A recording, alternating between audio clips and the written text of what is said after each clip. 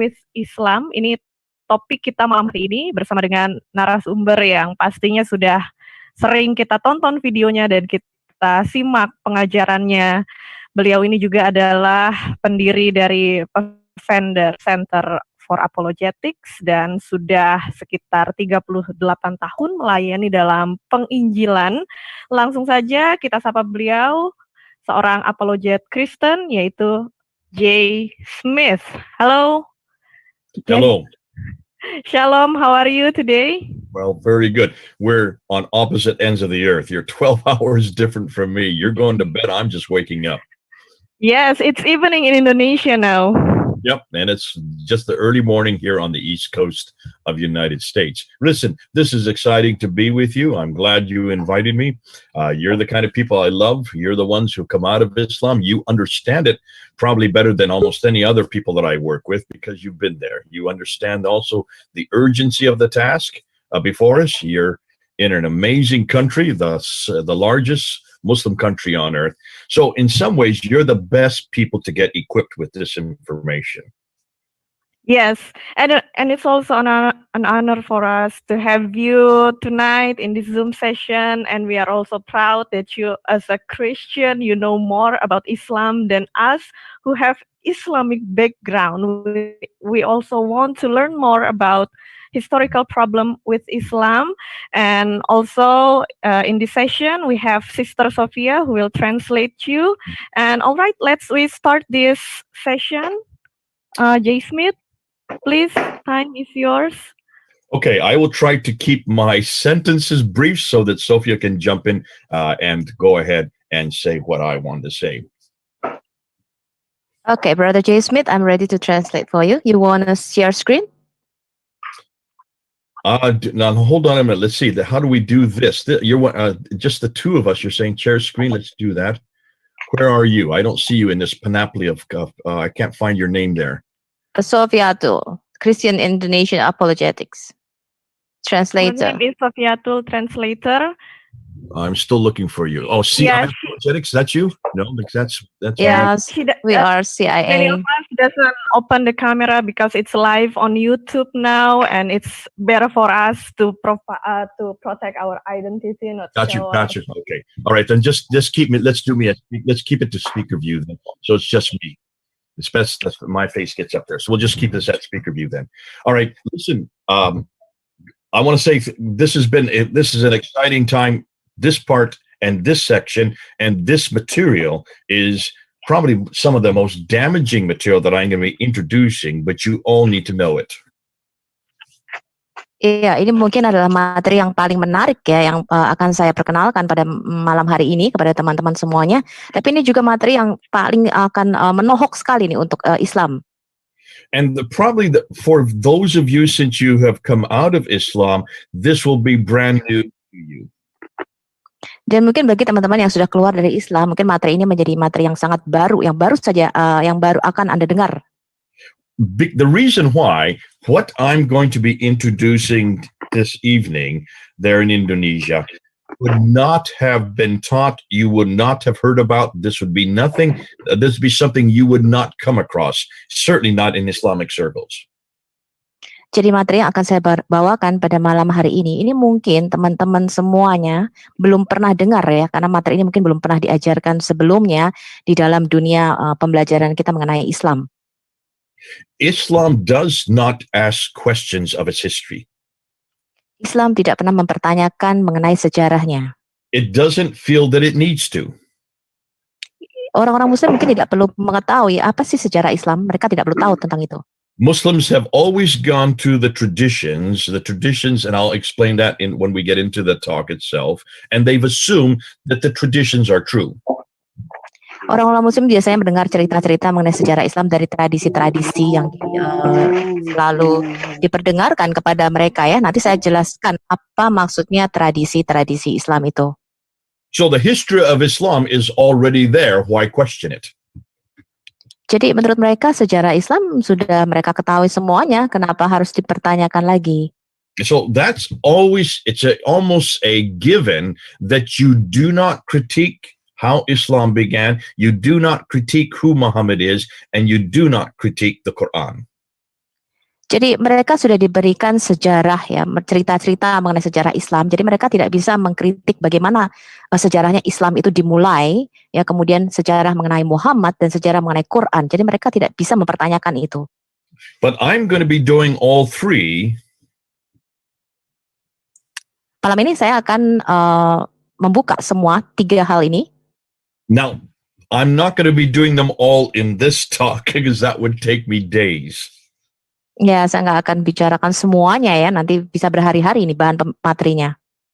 But over successive talks, as we come back and as I come in the future, I will be critiquing not only the Quran and these, you see here, the qira'ats, and you can see the early manuscript, one of the earliest manuscripts. I will be doing these at another time.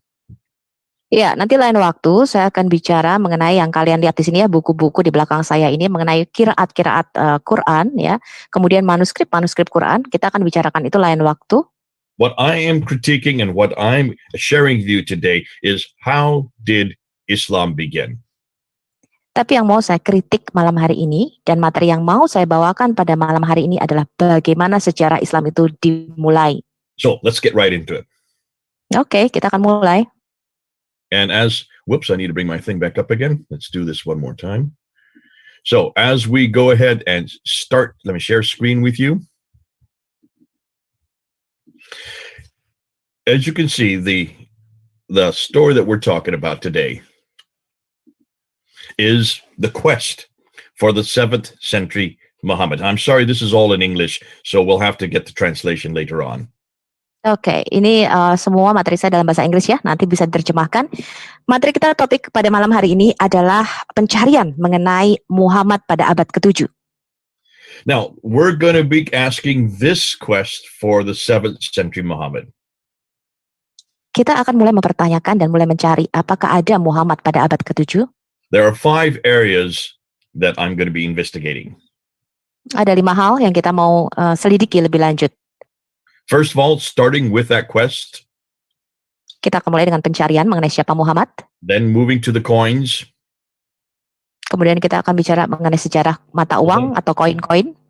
We'll then be going to the rock inscriptions. Kita akan bicara masuk ke dalam prasasti atau inskripsi. Other historical problems. Kita akan masuk ke dalam masalah-masalah lainnya di dalam sejarah pada abad ke-7. And then we're going to look at the claims that the Muslims make. Ya, lalu kita akan mulai melihat apa yang Muslim klaim. And I'm going to debunk every one of them. These are the major claims that they make for how Islam began against this material, and I'll debunk each one of them. Dan saya akan mencoba memusnahkan semua klaim-klaim ini ya. Okay, let's get right into it. So let's start with how, at least what Muslims claim about how it all began. Kita akan lihat apa yang Muslim klaim mengenai sejarah Islam. Now, the Muslims I'm talking about are the 99.9% of all Muslims in the world. Ya, Muslim yang saya bicarakan di sini adalah persentasenya sekitar 99 Muslim yang ada di dunia ya. 99%. We have the radical Muslims on the right, we have the nominal Muslims in the middle, and you have your liberal Muslims on the left. Those are the 3 major groups of Muslims: radical, nominal, liberal. Ya, kita akan bicara mengenai ada Muslim yang radikal ya atau Muslim garis keras, kemudian Muslim yang ya biasa-biasa saja, standar ya, kemudian ada Muslim yang ya tidak tahu apa-apa. So I'm talking about the radical and the nominal. These 2 groups here. We're not talking about the liberals. The liberals are the ones that are here in the West. They have left Islam. Many of them are very disillusioned with Islam. They would not make these 6 claims. Ya, jadi kita tidak akan bicara mengenai muslim-muslim yang liberal ya atau muslim-muslim yang moderat ya, karena mereka kebanyakan sudah meninggalkan Islam di negara-negara Barat. Kita akan bicara mengenai 2 grup saja ini ya, muslim yang garis keras dan muslim yang mengikuti tradisi atau muslim yang standar. So they say the Jews and Christians corrupted their book and their God. We are the ones at fault. We corrupted it. Therefore, Muhammad was sent to correct those corruptions. Jadi Muslim mengklaim selama ini ya bahwa orang-orang Yahudi dan orang-orang Kristen ini sudah memalsukan kitab-kitabnya ya. Karena itu Muslim itu selalu berpikiran bahwa Islam ini datang untuk mengkoreksi kitab-kitab sebelumnya. And between 610 and 632 AD, that 22-year period, he was then given the Quran, this one right here, supposedly this book right here in that 22-year period, to correct that which had gone wrong earlier. Ya, jadi antara tahun 610 sampai 632, jadi selama 23 tahun ya, ketika Muhammad menerima wahyu ini, Muhammad ingin mengkoreksi ya, ketika dia menerima Quran, mengkoreksi kitab-kitab yang menurut dia salah sebelumnya.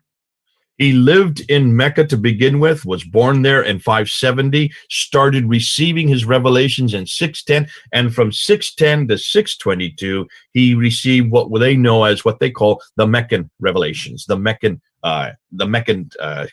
surahs. Ya, jadi Muhammad kira-kira lahir tahun 570 di Mekah ya. Kemudian antara tahun 610 sampai 622 ya, selama kurang lebih hampir 12 tahun, dia menerima wahyu-wahyu pertamanya, yaitu ada di Mekah yang kita sebut dengan surat-surat Makkiyah.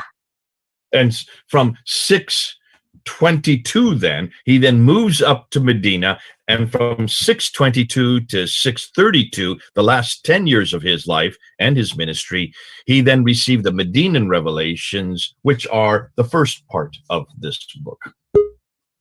Ya, kemudian setelah itu tahun 622 sampai 632, kira-kira 10 tahun terakhir dari kehidupan Muhammad, dia pindah ke Madinah, dia menerima wahyu-wahyu di sana yang disebut dengan surat-surat Madaniyah ya, yang merupakan bagian pertama daripada Quran yang kita pegang sekarang.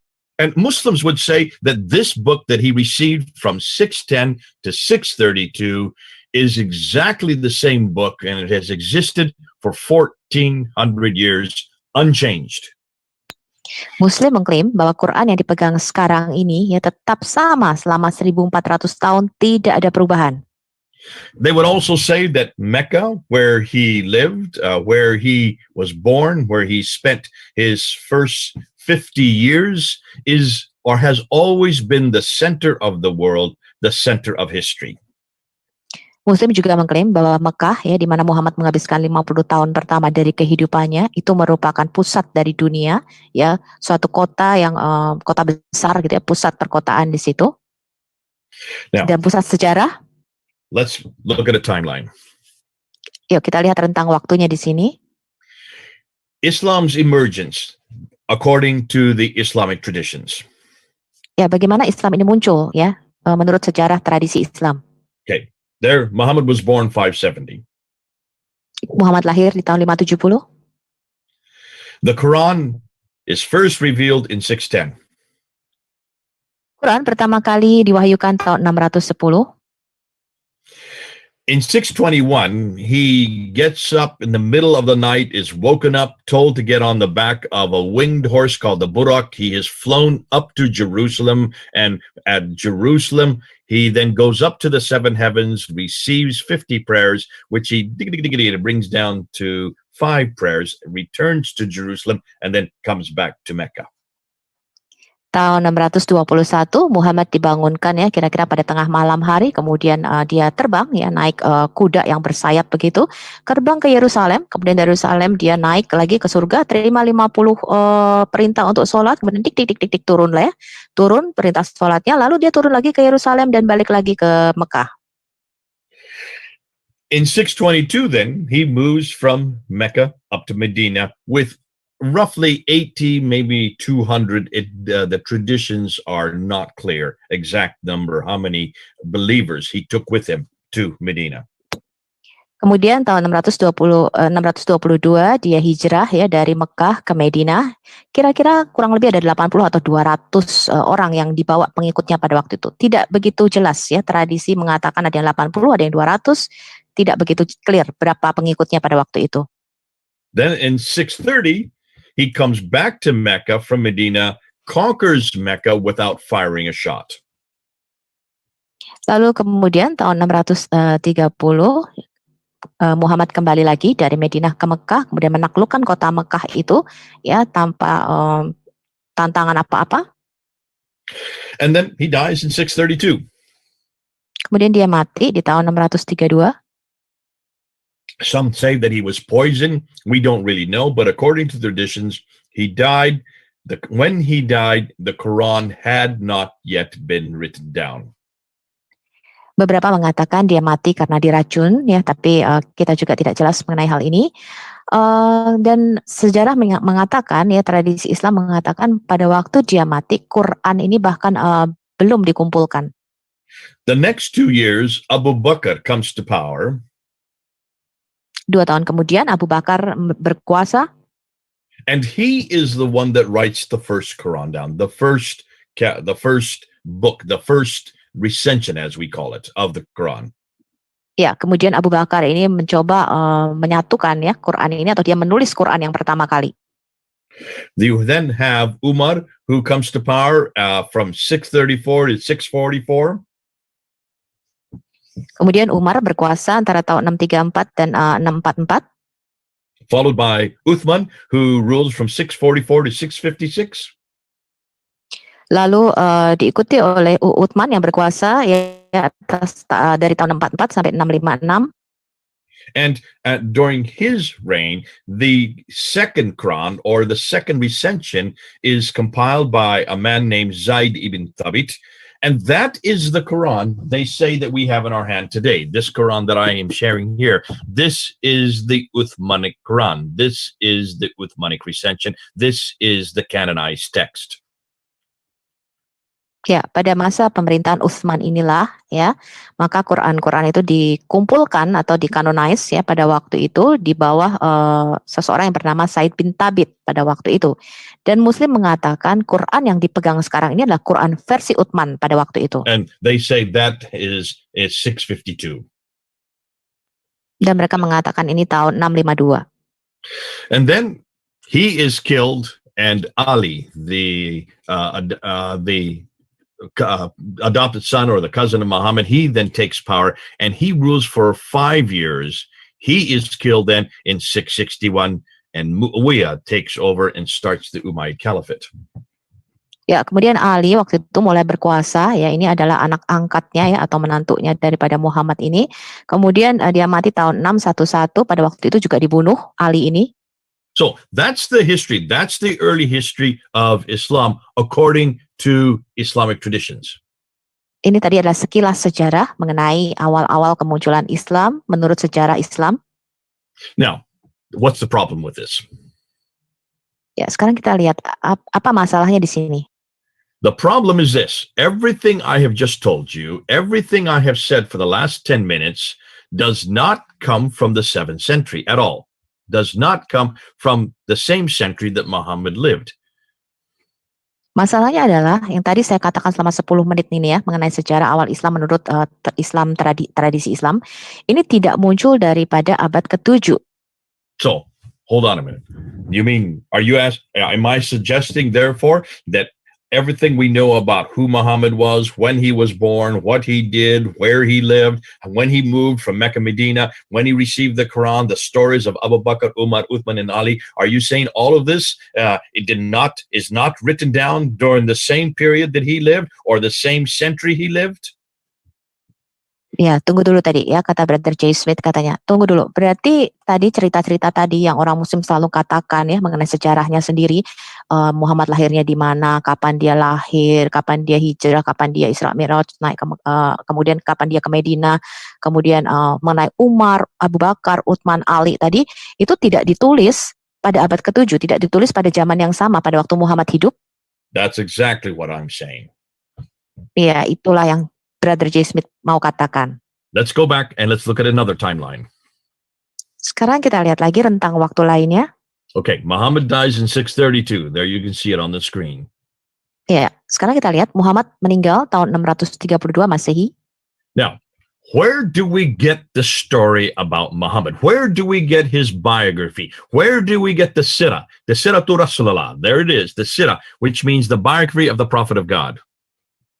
Lalu dari mana kita bisa mendapatkan biografi mengenai Muhammad atau cerita mengenai Muhammad, ya, sirat Rasulullah? Itu kapan ditulisnya? Kapan pertama kali kita tahu mengenai siapa nih Muhammad? Well, we're told it's Ibn Ishaq. There he is. Look at Ibn Ishaq. You can see him on the screen. Ya, kita diberitahu mereka mendapatkan cerita ini dari Ibn Ishaq. Ibn Ishaq, but look at his dates, 765. Kita lihat tanggalnya, 765 Masehi. Muhammad died in 632. Muhammad matinya 632. That's 130 years later. Ini 113 tahun kemudian. But hold on a minute. It's not he that we get the material from. We don't get anything from him. We know nothing about Muhammad or anything that happens from that man at all. Tapi tunggu sebentar. Ya, kita tidak punya materi apapun yang ditulis oleh Ibn Ishaq. Kita tidak mendapatkan pengetahuan kita tentang Muhammad dari Ibn Ishaq. We have to go to Ibn Hisham. Look at his dates. Look at him. I've just brought him up. Kita mengetahuinya dari Ibn Hisham. Sekarang kita lihat tanggalnya. Ibn Hisham tells us that he is the one that writes down the Sirah, the biography of Muhammad, but he takes what Ibn Ishaq says, throws most of it away, and only retains that which he likes. Jadi Ibn Hisham ya tahun 833 Masehi ini mengatakan dia menulis syirat Rasulullah ya atau biografi Muhammad ini dari Ibn Ishaq dan dia membuang sebagian besar materi dari Ibn Ishaq ini dan dia hanya menulis ulang apa yang dia suka. Oh, so let's get rid of Ibn Ishaq. Ya, oke, sekarang kita singkirkan dulu Ibn Ishaq. Yeah, I'm just gonna stop sharing screen here just to show you what I mean. See this book here? This is the biography of Muhammad. Here it is. This is the classical book that everybody use. I would suggest you use it as well. This is the story of Muhammad. Lihat nih buku yang saya pegang ya, ini kehidupan Muhammad, ini cerita mengenai Muhammad. Ini orang-orang selalu mengacu kepada sumber buku ini ya. Saya harapkan Anda juga punya buku ini ya. Ini translasi dari Ibn Ishaq Sirat Rasulullah. And I'm sure that it is translated into Indonesian. You can get it on Amazon. You can probably get it at your bookstore. This one I like the best because it is translated by Alfred Guillaume from Arabic into English. He is considered to be the best translator of the Sirah from Arabic. Ya, jadi saya rasa juga sudah diterjemahkan di dalam bahasa Indonesia ya. Anda bisa beli di online di toko-toko buku atau Amazon. Tapi saya suka yang ini teman-teman karena diterjemahkan oleh Guillaume ya. Jadi dia adalah menerjemahkan langsung dari Arab ke Inggris dan dia termasuk salah satu penerjemah yang terbaik. But look at this. This is what's interesting. On the cover it says a translation of Ibn Ishaq's Siratul Rasulullah. It's translation of Ibn Ishaq's Siratul Rasulullah. Tapi lihat judulnya di sini, ya judulnya adalah terjemahan dari Ibn Ishaq, ya Did I Sirat not Rasulullah. just get done saying that this is not from Ibn Ishaq, that this is from Ibn Hisham? Bukankah tadi saya mengatakan ini bukan dari Ibn Ishaq ya, tapi Ibn Hisham? That's true. Ya itu benar. This entire book, not one word of it comes from Ibn Ishaq. So what is his name doing on the cover?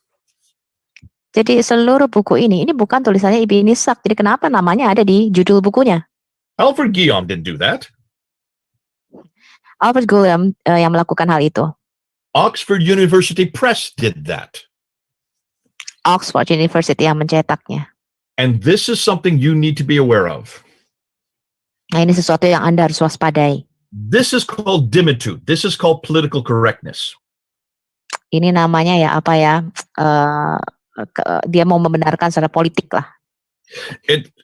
What has happened is any scholar knows that Ibn Ishaq did not write the Sirah because nothing has come from him that we have today. We don't have anything from Ibn Ishaq. Semua para ilmuwan ya, para cendekiawan itu tahu ya bahwa mereka itu tidak mendapatkan biografi Muhammad ini dari Ibn Ishaq. Tidak ada tulisan Ibn Ishaq yang dipunyai sampai saat ini. But Muslims don't want you to know that. Tapi Muslim tidak mau Anda tahu mengenai hal ini. They don't want you to know that this book is actually written by Ibn Hisham 70 years later. Mereka Muslim tidak pengen tahu bahwa buku ini yang nulis adalah Ibn Hisham, ya kira-kira 70 tahun kemudian. 70 years, which makes it 833 AD, not 765 AD. Ya, jadi bukunya ditulis tahun 833 Masehi, ya. So let's go back to the timeline. You'll see why this is important. Remember, I said let's go and let's see what we. Let's go back this direction. Ibn Ishaq dies in 765. According to Oxford Unity Press, he was the one that wrote this, but nothing comes from here. It all comes from Ibn Hisham, who dies in 833. Ya, jadi tadi ya Ibn Ishaq kita lihat di timeline ini ya, di rentang waktunya ini meninggal tahun 765. Jadi orang-orang muslim berkata, oh ini tulisannya Ibn Ishaq. Ya, padahal kalau kita melihat ini adalah tulisannya Ibn Hisham yang meninggal tahun 833 Masehi. This will come important towards the end of my talk today because you'll see why this is significant. So that's why I get rid of Ibn Ishaq and I keep Ibn Hisham there so that you can see the earliest biography we have of Muhammad is Ibn Hisham. We don't have anything earlier than Ibn Hisham. Oke, nanti kita lihat ya pada akhir pembelajaran kita akan melihat betapa pentingnya, signifikannya kita mengetahui hal ini. Karena itu tadi saya menyingkirkan nih Ibn Ishaq ya, karena biografi yang paling awal yang kita bisa tahu tentang Muhammad adalah dari Ibn Hisham. Now, we do have another biography called by a man named Al-Waqidi, but he dies after Ibn Hisham. He dies in 835. Kita punya penulis biografi lainnya mengenai Muhammad namanya Al-Waqidi, tapi dia meninggal tahun 835 Masehi ya, setelah Ibn Hisham. So the earliest biography we have of Muhammad comes 200 years after his death. Jadi biografi yang paling pertama kali yang kita bisa tahu tentang kehidupan Muhammad itu 200 tahun setelah kematian Muhammad. What about the saying, the hadith? What about them? Are they also problematic? Are they also late? Bagaimana sekarang tentang hadits atau perkataan-perkataan Muhammad? Apakah ini juga ditulis belakangan? I'll put them in blue. Ya, ini saya warnai biru. So the earliest hadith we have for what Muhammad said is from Al-Bukhari.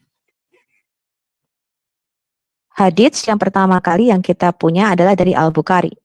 He is given 600,000 of what they call akbar. That means sayings, these akbars, 600,000, and he is to look at them and throw away that which ones are no good, and he whittles them down from 600,000 down to 7,397.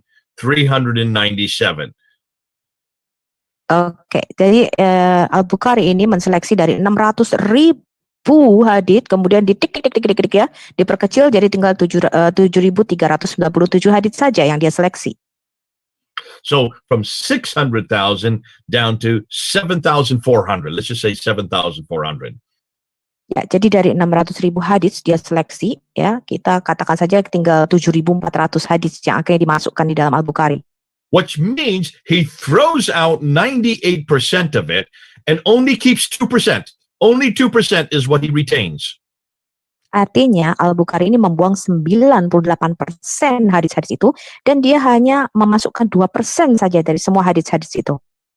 And that is the 9 volumes that we have today of Al-Bukhari is just 2% of what he was given to then look at and trash what he didn't like. Nah, inilah yang 9 volume dari buku Al-Bukhari yang kita punya itu ternyata hanya 2% saja dari hadis-hadis. Dia membuang hampir sebagian besar hadis-hadis itu dan dia hanya memasukkan yang dia suka saja di hadis-hadisnya. And there are others who do the same thing. Orang lain banyak juga yang melakukan hal yang sama. Sahih Muslim died in 875. You have At-Tirmidhi who died in 884. You have Ibn Majah who died in 887.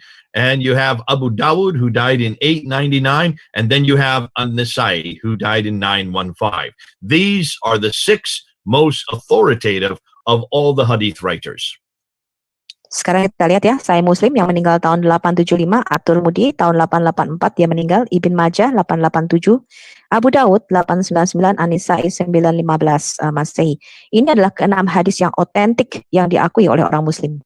So those are the 6 hadith compilers. They all come after Al-Bukhari. There's nothing earlier than Al-Bukhari, which was written down that we know of for the hadith, for the sayings of Muhammad. Jadi ini adalah 6 hadis yang autentik ya, mereka lah yang mengkompilasi atau menyusun ya semua perkataan-perkataan atau hadis daripada Muhammad ini. Semuanya itu sesudah Al-Bukhari. Jadi yang paling awal yang kita kenal hadisnya adalah Al-Bukhari. But look at his dates, 870. Kita lihat tanggalnya, tahun 870. That's the late 9th century. Ini akhir abad ke-9. That's 240 years after Muhammad dies. Al-Bukhari writes this down. Jadi sekitar 240 tahun Now, we have setelah Muhammad mati, Al-Bukhari baru. we have two more genre. We have the tafsir and the tahqiq. You can see them in brown up there on the left. Kita punya dua lagi ini ya, apa namanya? Ya, kita punya dua lagi jenisnya ya, tafsir dan tarik. So the tafsir are the commentaries on the Quran. They explain and they enliven the Quran. The tahqiq would be the histories of mankind. These are the last two genres. After the sirah and the hadith come the tafsir and the tahqiq. Oke, ini adalah dua hal lainnya ya yang harus kita perhatikan. Tafsir ini adalah komentar mengenai Quran. Jadi mereka lah yang meninterpretasikan Quran ya. Kemudian tarik ini adalah sejarah daripada manusia ya. Now, there are many who write the tafsir down. You have Baidawi, you have Zamakhshari, you have Suyuti. There are many, many names that come. But the earliest one, the first one to write down any tafsir or any tahqiq is known as Al-Tabari. And look at his date, 923. Ya, kita punya banyak sekali orang yang menulis tafsir. Ini ada Al-Badawi dan lain-lain ya. Tetapi yang paling awal yang menulis tafsir atau komentar mengenai Quran ini adalah Al-Tabari. Kita lihat tanggalnya. Okay, Al-Tabari, that's the 10th century. So now we're talking 300 years after Muhammad. Al-Tabari meninggal tahun 923, ini abad ke-10, jadi 300 tahun setelah Muhammad mati. Baidawi, Zamakhshari, Suyuti, and all the plethora of other commentators all come after Al-Tabari. Kalau Badawi, Al-Suyuti, lainnya ya, dan lain-lain itu menulisnya sesudah Al-Tabari. Here we go. Take a look and look at the time, the difference. And that's why I'm putting up that line there. 200 years between Muhammad and the first of the traditions. The earliest of the traditions would be the Sirah, the biography of Muhammad. That's 200 years, over 200 years that you have the first thing written down about this man. Sekarang kita lihat rentang waktunya. Berarti dari Muhammad mati ya sampai biografi pertamanya itu ditulis Sirat Rasulullah ya dari Ibn Hisham, ini rentang waktunya kira-kira 200 tahun.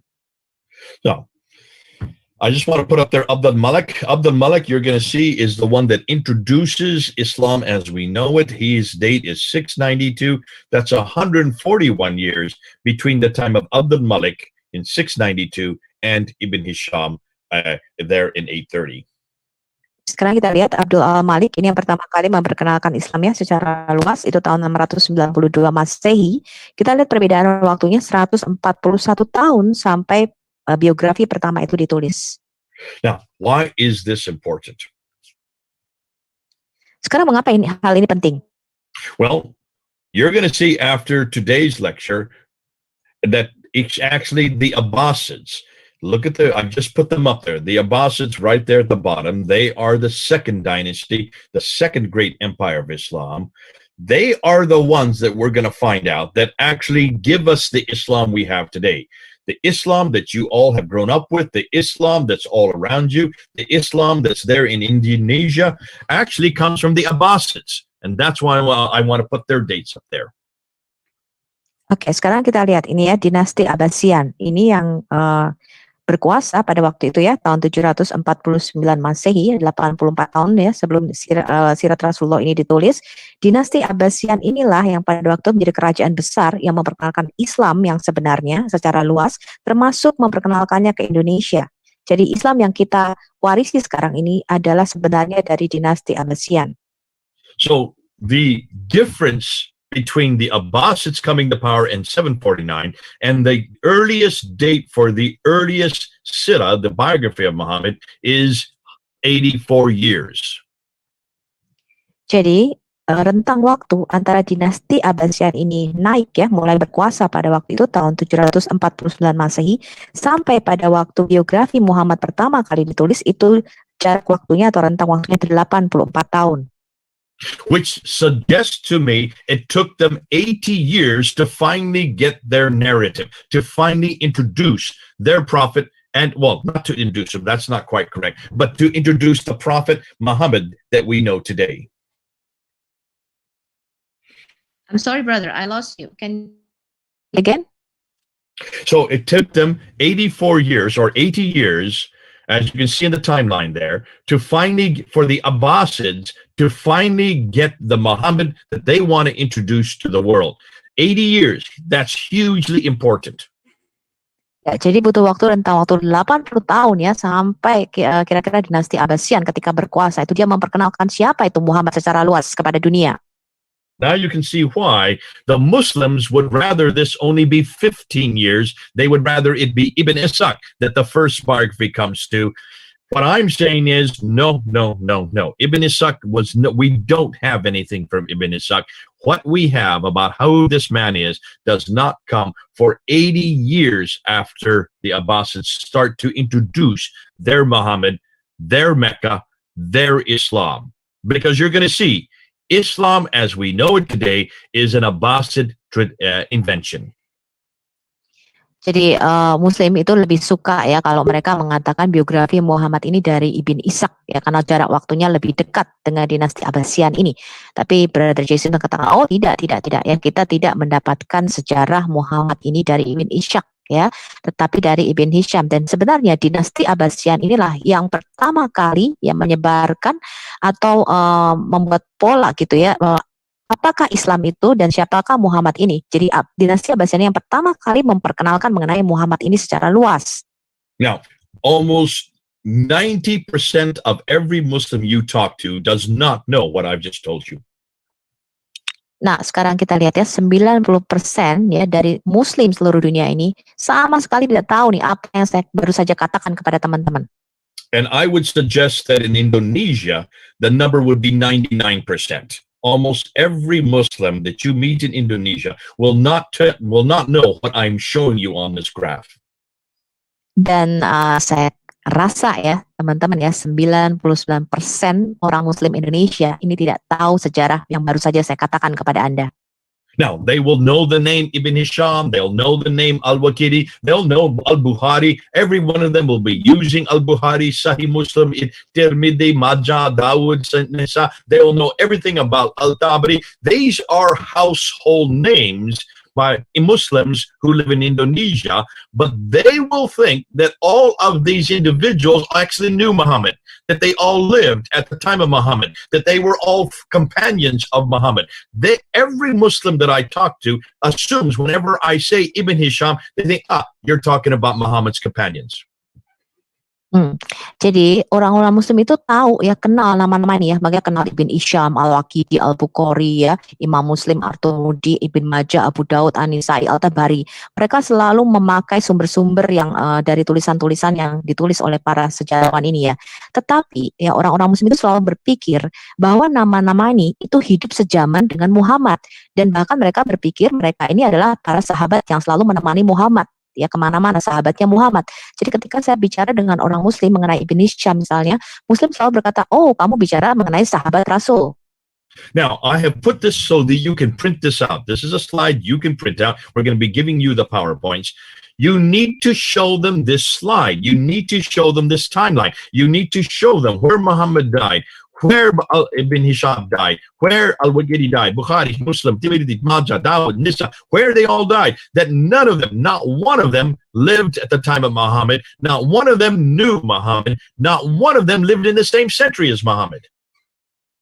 Ya, jadi teman-teman bisa ya mengeprint ya, men-screenshot ya timeline ini rentang waktu ini.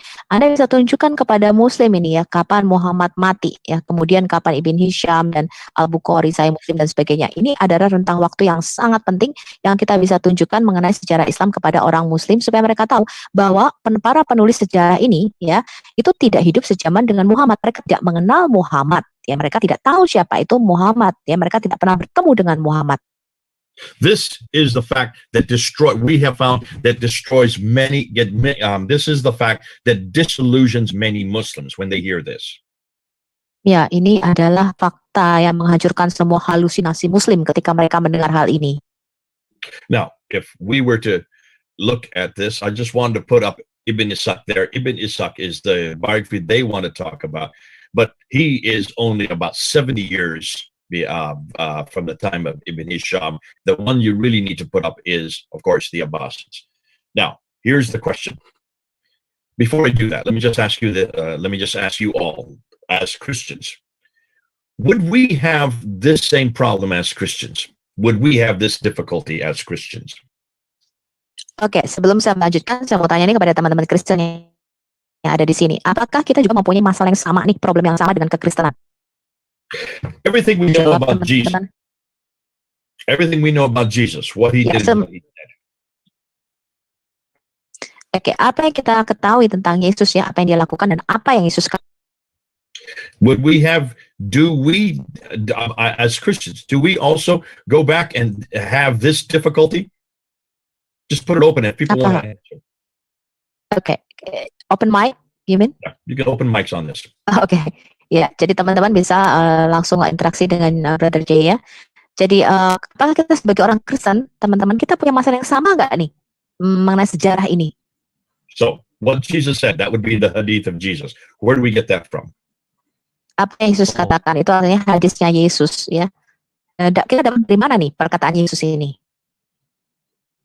From his disciples. Okay, give me some names. John. John, Matthew, Matthew. Andreas, Petrus. Okay, so two of them. Peter. Peter, okay, but Peter didn't really write the Gospels, but there are four Gospels: Matthew, Mark, Luke, and John, right? Right. And Yes. two of them are eyewitnesses to everything they wrote. Am I correct? Matthew and John. Yes, correct. And Yes, Mark and right. Luke would have got it from the disciples, so they would have been second. They would be not eyewitnesses, but they got it from the eyewitnesses. Am I correct?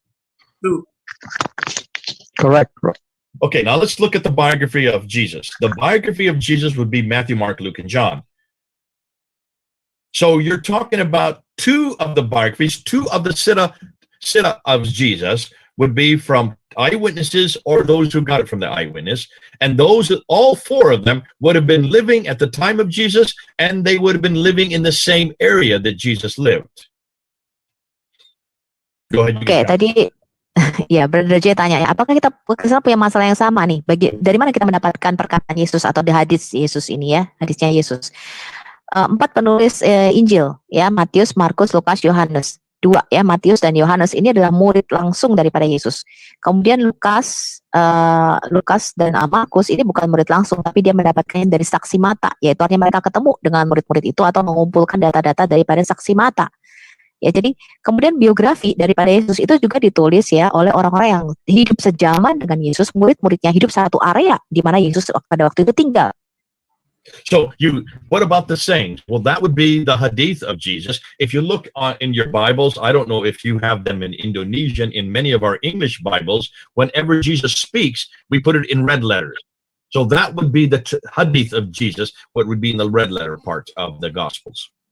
Ya, jadi kalau perkataan Yesus atau hadis Yesus itu kalau di dalam Alkitab biasanya kalau di dalam Alkitab bahasa Inggris itu diwarnai warna merah. Kalau di dalam bahasa Indonesia, I think we have the same, Brother J. Okay, so you know what I'm talking about. So the Siddha would be the black letter part of the Gospel. The Hadith would be the red letter of part of the Gospel. So you have both the Siddha and the Hadith written by eyewitnesses or those who got it from the eyewitnesses. Ya, jadi sirat ya atau biografi Yesus itu ditulisnya dalam tinta yang hitam biasanya ya. Kemudian perkataan Yesus atau hadis Yesus itu ditulisnya warnanya merah ya. Jadi kita punya sirat biografi Yesus dan juga perkataan Yesus ditulis oleh sama-sama ya. Ada 2 saksi mata secara langsung dan ada 2 lagi yang mendapatkannya dari saksi mata. Now, what about the tafsir and the tahrik? Bagaimana mengenai tafsir dan tahrik di dalam Kristen? Well, I would suggest the tafsir, which would be the commentaries about what the Gospels say and how to apply it, would be Paul's letters. Paul's letters would be the tafsir because he comments on how to take the Gospel of Jesus and apply it in Philippi, and how to apply it in Galatia, and how to apply it in Corinth, and how to apply it in Thessalonica. So every one of his letters are the application of applying it in every city. So that would be the tafsir for the person of Jesus Christ. Ya, jadi saya menyarankan ya tafsir. Bagaimana dengan tafsir di dalam kekristenan? Tafsir itu Paul was writing his letters within 15 years of Christ's death. Within 15 years, from about 40 to 45 AD up until 62 AD or 65 AD when he was killed, that's when the tafsir of Jesus would have been written out. Ya, jadi tadi Paulus menerapkan Injil itu ya di tiap-tiap kota yang ditulis surat ya, di Filipi, di Galatia, di Korintus ya, di setiap kota. Jadi tafsir ini ditulis Paulus kira-kira dari tahun 40-an sampai tahun 70-an sampai dia mati ya pada waktu itu. Jadi sekitar mungkin 17 tahun dia menulis tafsir-tafsir ini, surat-suratnya. And then the fourth genre, the tahqiq, the history. That I would suggest is the book of Acts. The book of Acts is the Acts of the Apostle, the history of the Apostle, the history of the early church. And that would have been written by Luke between 52 AD and 62 AD. So within 30 to 40 years of Christ's death, you already get the history of the early church written down. Ya, kalau kita bicara mengenai tarik di dalam kekristenan itu adalah kitab Kisah Para Rasul yang ditulis oleh tabib Lukas ya. Jadi Lukas menulisnya antara tahun 52 sampai dengan 72 ya. Jadi dia menulisnya hampir 30 tahun setelah Yesus naik ke surga. So, here we have on one side you have the hadith, the sirah, the tafsir, and the tahqiq of Jesus that is written. But the latest would be 90 AD, so that's 60 years after Christ's death. So within 15 to 60 years of Christ's death, you have all four of the Christian traditions written down. Ya, jadi kita tadi mempunyai ya ada sirat ya, ada tafsir, ada tarik daripada Yesus atau hadis ya daripada Yesus juga tadi. Itu kira-kira paling lambat tahun 90 Masehi.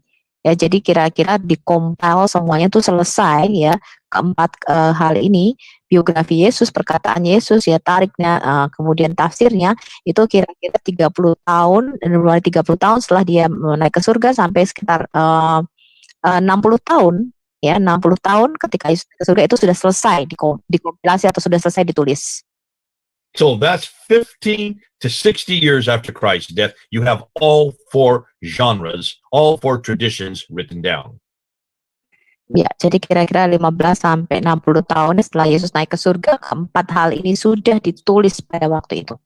On the other side, the Islamic traditions, you have Ibn Hisham, you have Al-Bukhari, you have Al-Tabari, who are writing in 833, 870, 923. That is 200 to 300 years, nothing earlier than 200 years. So for the same four genre, the same four Islamic traditions that we're talking about, the Christian traditions, these are 200 to 300 years after Muhammad, whereas these are only 15 to 60 years after Jesus. Ooh, Ya, jadi di pihak lain kalau kita melihat sejarah Islam ya, tadi keempat hal ini ya, baik itu sirat, kemudian hadits, tarik maupun tafsirnya itu ditulis kira-kira 200 sampai 300 tahun ya, semua tadi yang ditulis oleh Ibn Hisham ya, Al-Bukhari, Al-Tabari, semuanya ditulis 200 sampai 300 tahun setelah Muhammad mati. Tetapi kalau di Kristen ini sudah selesai kira-kira 15 sampai 60 tahun setelah Yesus naik ke surga. Jadi wow. I love the way you speak. You're so clipped and you're so perfect. Ding, ding, ding, ding, ding. You're fun to listen to, actually. You've got a beautiful speaking voice. So I'm talking to Sophie there. So you don't have to translate it if you don't want to. Now here, we're looking at two completely different categories of authority. Completely different categories of authority.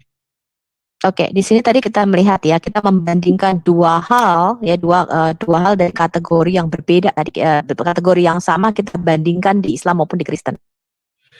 The latest is 60 years after Christ's death for our traditions. The earliest is 200 years for the traditions beginning with Muhammad. 60 versus 200. Ya, jadi kalau kita sudah melihat ya dari empat kategori yang sama, kalau kita bandingkan di Kristen itu 60 tahun ya setelah Yesus naik ke surga sudah selesai keempat hal tadi yang kita bandingkan, tapi di Islam 200 sampai 300 tahun setelah Muhammad mati baru sejarah Islam itu dimulai atau ditulis.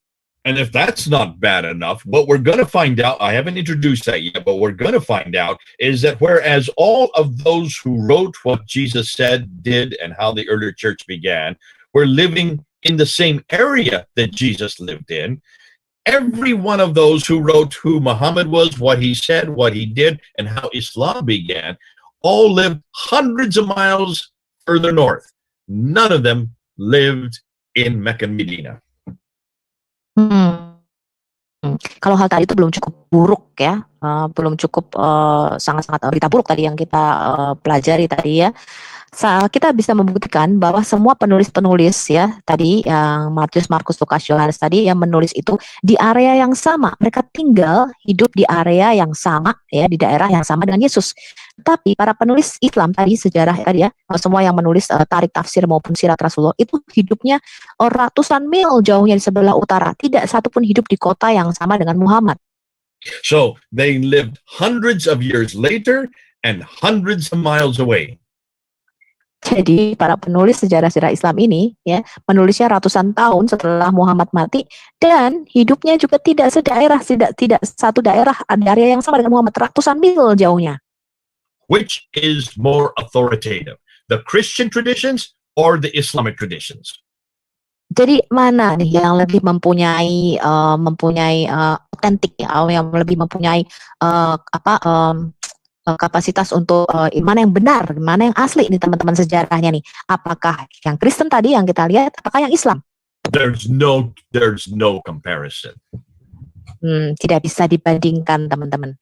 Our gospel of Jesus Christ, his life and his sayings, everything we know about Jesus are so much earlier and so much closer, geographically speaking, than anything that we have in the Islamic traditions, or in this case, here's the Islamic traditions. When you do a comparison, ours is by far much closer to the event. And in the same area, this is much further from the event and nowhere near the same area.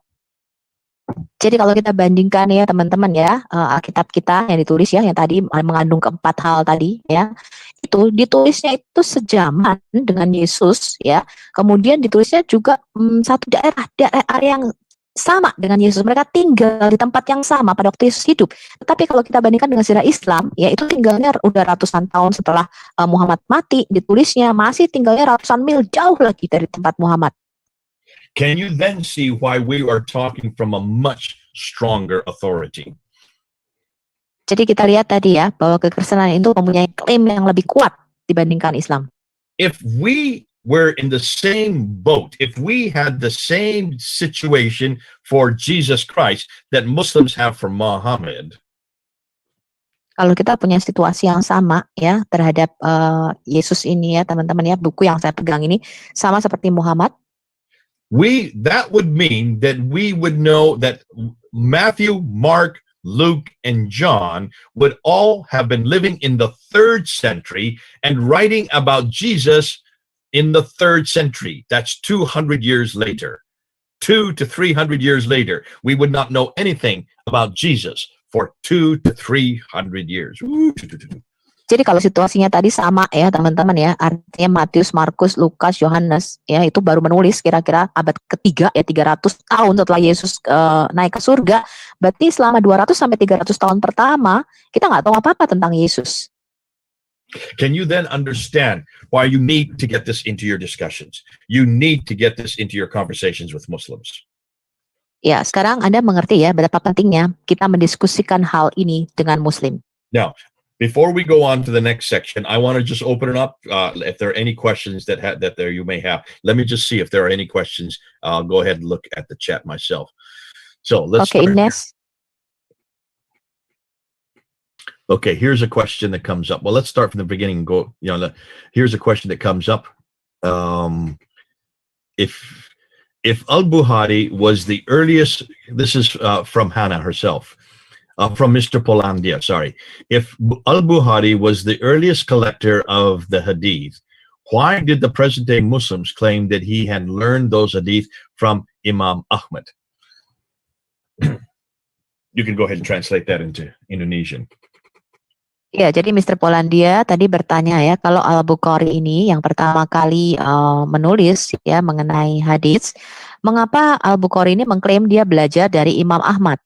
Now, Imam Muhammad, I'm assuming you mean by that, Mr. Palandia, that Ahmed would be the diminutive for Muhammad. So Imam Muhammad means from Muhammad himself. And this is the lie that most of your Muslims are told. They are told, I'm sure I have been to Indonesia, but I've not been there long. You will know this better than me.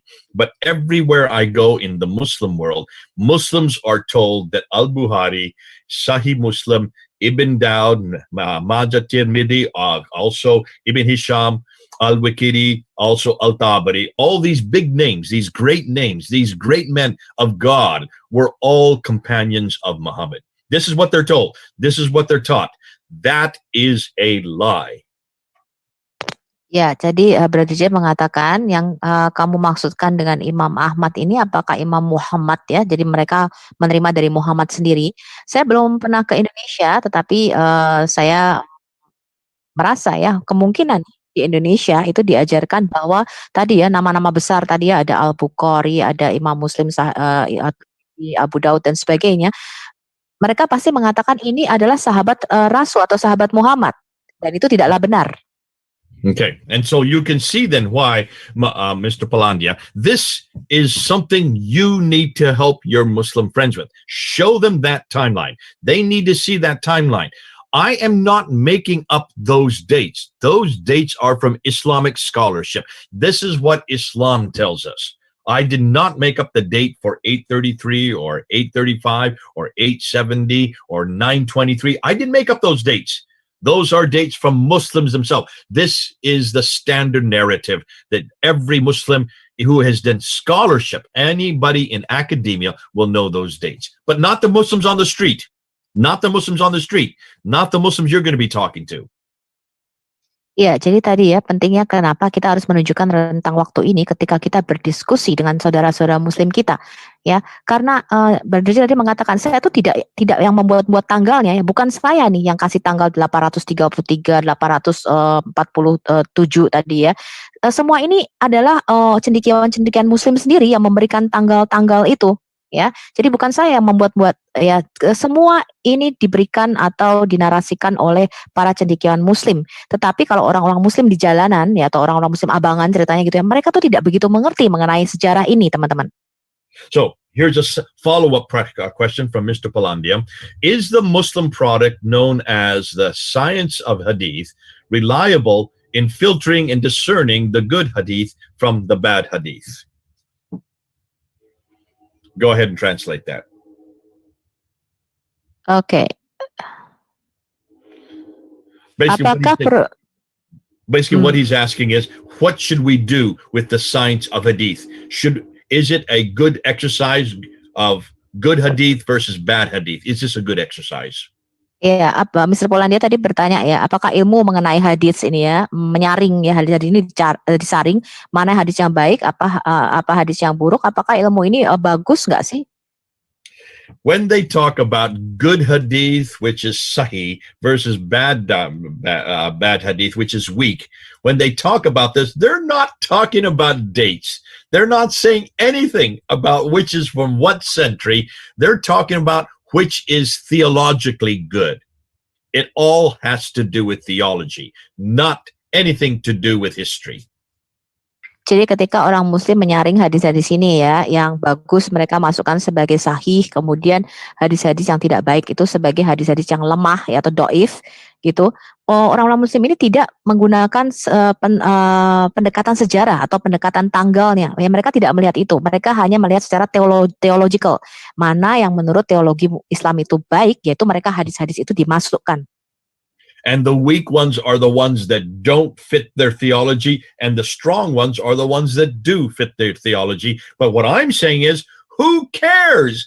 It's all so late that this is an Abbasid view of what is theologically correct. This is only a political maneuver. This is completely a political maneuver by the Abbasids to create the religion that they wanted. All of it was created in Baghdad, not in Mecca, not in Medina, as we're going to see. Jadi mereka memasukkan hadis-hadis yang mereka sukai yang cocok dengan teologi mereka sebagai hadis-hadis yang sahih. Hadis-hadis yang tidak cocok dengan teologi Islam itu mereka membuangnya atau memberikan melabelkan sebagai hadis doif ya. Tetapi siapa yang peduli gitu ya? Ini kan kita tidak berhubungan dengan tanggal atau sejarahnya ya. Jadi ini adalah bagaimana dinasti Abbasian tadi yang mulai berkuasa ya. Dinasti Abbasian ini mulai memperkenalkan teologinya mereka sendiri tentang Islam ini. Jadi dinasti Abbasian ini yang membentuk agama Islam, Okay, here's another yang memperkenalkan question Islam kepada dunia secara luas. from Okay. Mr. Kenosis. He says, are there any historical findings from Muhammad's lineage regarding his biological children? This question is to debunk those who live nowadays claiming that Muhammad's descendants, that they are the Muhammad's descendants, and that it goes up as the descendants of Ismail. Thank you. In other words, there's what Kenosis is saying is, what should we do say to those Muslims that we see here in Indonesia who say, oh, I am in the line of Muhammad from say so-and-so, from so-and-so all the way up to Muhammad himself? Ya, jadi Kenosis ini bertanya ya, ada nggak sih sejarah ya, penemuan-penemuan sejarah mengenai garis keturunan Muhammad ini ya, atau Muhammad ini punya anak yang secara biologis ini dari mana? Karena banyak orang mengklaim, oh saya nih masih keturunan Muhammad dari sini ya, keturunan Muhammad nih masih keluarga Muhammad. Now, I am going to debunk all of that as we go through this talk. Saya akan membantah semua itu ya, klaim-klaim itu So selama kita ada di sesi ini. I don't want to say too much yet because I have to prove what I'm going to say. Oke, saya nggak mau berkata banyak ya, karena saya akan membuktikan apa yang saya katakan. But as you're going to find, Ya, Anda akan menemukan malam hari ini, there is no reference to Muhammad in the 7th century, not until 692. You're going to see that I'm going to show you that. We don't know anything about a man named Muhammad at all, at least not the traditional Muhammad, the Muhammad that every Muslim knows. We don't know anything about him until 692, yet supposedly he died in 632. We know nothing about his lineage. We know nothing about Abu Bakr. We know nothing about Umar. We know nothing about Uthman. We know nothing about Ali, the first 4 caliphs. We cannot find one reference to any of them from the 7th century. ya, pada malam hari ini saya akan menunjukkan ya bahwa kita tuh tidak tahu apa-apa ya tentang Muhammad yang hidup pada abad ke-7 ya, sampai pada tahun 692. Jadi sebelum tahun 692 kita tidak tahu apa-apa mengenai siapa itu Muhammad ya. Kemudian 4 khalifat pertama tadi ya, Abu Bakar, Umar, Utsman dan Ali, kita tidak tahu ya, tidak tahu apa-apa mengenai sejarah mereka sebelum tahun 692. We're going to have to throw all of that out because there's nothing from the 7th century. Everything that we know about Muhammad, about Khadija, his wife, everything we know about Ali, his adopted son, everything we know about anything we know about Abu Bakr, the first caliph, or Umar, the second caliph, or Uthman, the third caliph, or Ali, the 4th caliph. Everything we know about those 4 rightly guided caliphs, everything we know about the Rashidun period, that golden period from 624 to 661 is completely fantastic. In other words, it is made up. There is not one piece of historical evidence for any of it. Ya, jadi apa yang bisa kita ketahui mengenai siapa itu Muhammad, kemudian siapa itu Khadijah istrinya, ya kemudian mengenai 4 khalifat pertama tadi ya, mengenai Abu Bakar, Umar, Utsman dan Ali, itu kita tidak tahu sama sekali, teman-teman. Juga mengenai periode zaman keemasan Islam. Ya, itu tidak tahu sama sekali, kita buta, tidak ada sejarah sebelum tahun 692.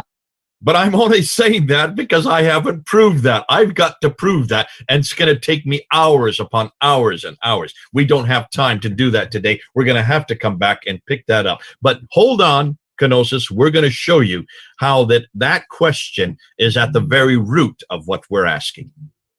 Ya, nanti ya pertanyaan itu akan dijawab, tapi nggak sekarang. Itu pertanyaan yang sangat-sangat mendasar sekali, pertanyaan yang bagus, Kenosis. Okay, let's go on to Agus's question, which says, is the Doctrina Iacobi talking about Muhammad? I mean the historical version, not the faith version of Muhammad?